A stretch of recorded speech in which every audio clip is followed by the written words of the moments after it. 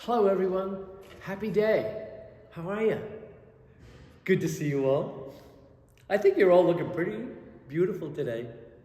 I don't have to see you to know that you're looking beautiful because we're all beautiful in God's eyes. Today I'm going to share with you a story from Chicken Soup for the Unsinkable Soul. I love Chicken Soup for the Soul, and I have, I think, probably all of them. They're just great little inspirational stories. But this one is called A Lesson in Cloud Recognition.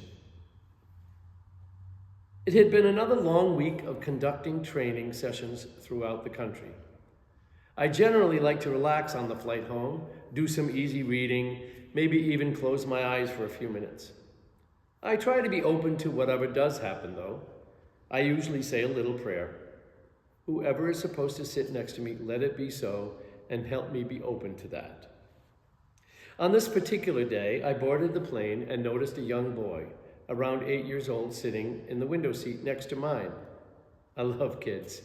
However, I was tired.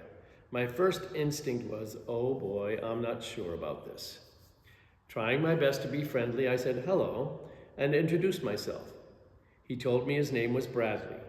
We struck up a conversation, and within minutes, he took me into his confidence, saying, "This is the first time I have ever been on a plane. I'm a little bit nervous." He told me that he and his family had driven to see his cousins and that he had got to stay longer after his family had returned home. Now he was flying home all by himself. "Flying is a piece of cake," I tried to reassure him. "It's one of the easiest things you'll ever do." And I paused, thinking for a moment, and then asked him, "Have you ever been on a roller coaster?" "I love roller coasters." "Do you ride them without hands?" "Oh yeah, I love to," he giggled, as I acted as if I was horrified.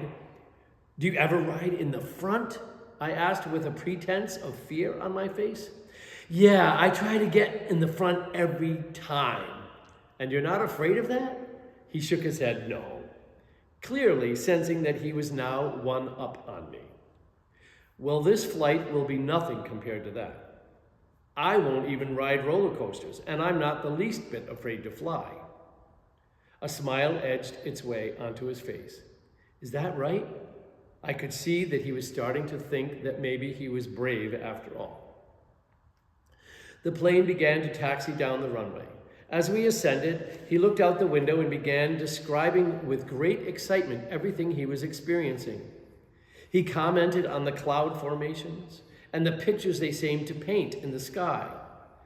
"Look, this cloud looks like a butterfly, and that one looks like a horse." Suddenly, I saw this flight through the eyes of an 8-year-old boy. It was as if it were the first time that I had ever flown. Later, Bradley asked me what I did for a living. I told him about the training that I conduct and mentioned that I also do radio and television commercials. His eyes lit up. "My sister and I did a television commercial once." "You did? What was that like for you?" He said that it was very exciting for both of them. Then he told me that he needed to go to the bathroom. I stood up to let him out into the aisle. It was then that I noticed the braces on his legs. Bradley slowly made his way down to the bathroom and back. When he sat back down, he explained, "I have muscular dystrophy. My sister has it too. She's in a wheelchair now. That's why we did that commercial.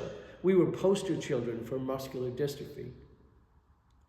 As we began our descent, he looked over, smiled, and spoke in a hushed, almost embarrassed voice. "You know, I was really worried about who would sit next to me on the plane. I was afraid it would be someone crabby who didn't want to talk to me. I'm so glad I sat next to you."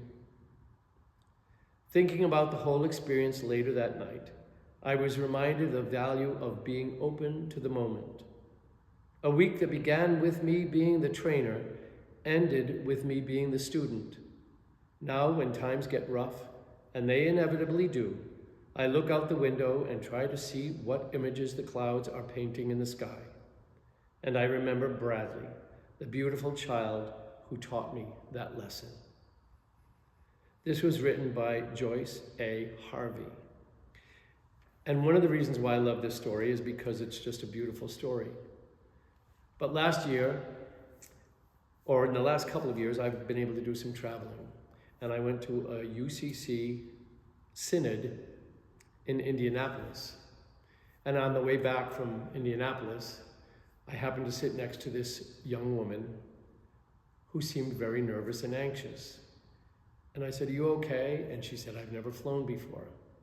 She said, "And what's more nerve-wracking for me is that my two little boys are sitting in front of us, and they've never flown before." And I said, "Don't worry, I will talk you through the process of the plane ride." I said, "But you have to look out the window." And she said, "I can't." And I said, You have to. You have to be able to look at the clouds. You have to be able to look at the earth as we are flying up into the sky. It's an experience that you will treasure and be excited about for the rest of your life." And I said, "There may be a little bit of turbulence." And she said, "What's that?"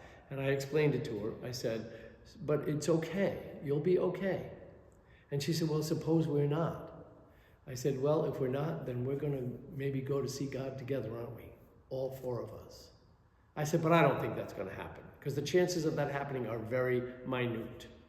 Well, anyway, the plane starts to get ready to take off. And she reaches forward to grab one of her son's hands. And she says, "Can I hold your hand?" And I said, "Absolutely." And then she said, "Can you hold my other son's hand?" So I said, "Absolutely." So the four of us were holding hands until we got up into the sky. And then the boys opened the blind so they could see outside. And of course, they were peeking back through the chair, telling Mom about the beautiful cloud formations and how excited they were. And then she said, "What do you do?" And I said, "Well, one of the many things that I do in life is that I'm a pastor." And she said, "You're kidding me." She said, "I prayed that God sent me someone for this trip." She said, "I'm leaving from a very abusive relationship and I'm running away to be with my family. They have given us the plane tickets and we are going to a place where we will feel safe." She said, "God put you on this plane with us today." And I said, "No, it was for me. It was my blessing." When we got to the airport, I assured them that I would hang out with them until they got onto their next flight.